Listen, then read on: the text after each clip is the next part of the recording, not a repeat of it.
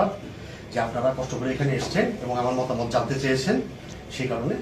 তো আমি বিসমিল্লাহির রহমানির রহিম, আমি পারভেজ আহমেদ সিদ্দিকী জনি 2018 সালে একাদশ জাতীয় সংসদে ধানের শীষ বিএনপি মনোনীত প্রার্থী ছিলাম।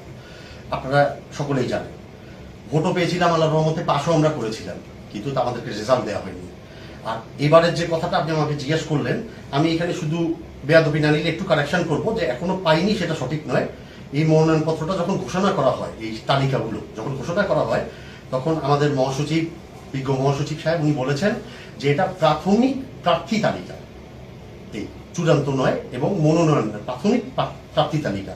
তো এই বিষয়টা এখনো সময় আছে, চূড়ান্ত মনোনয়ন এখনো হয়নি, তফসিল এখনো ঘোষণা হয়নি, আপনারা সকলেই জানেন।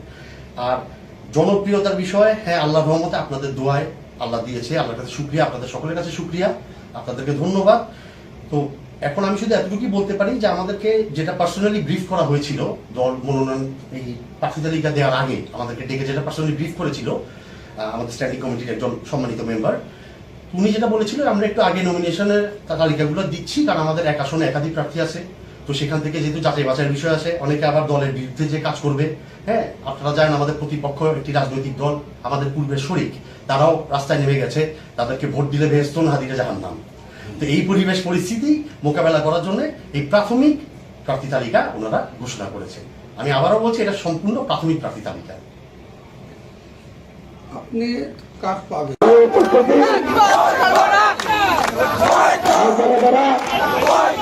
সদস্য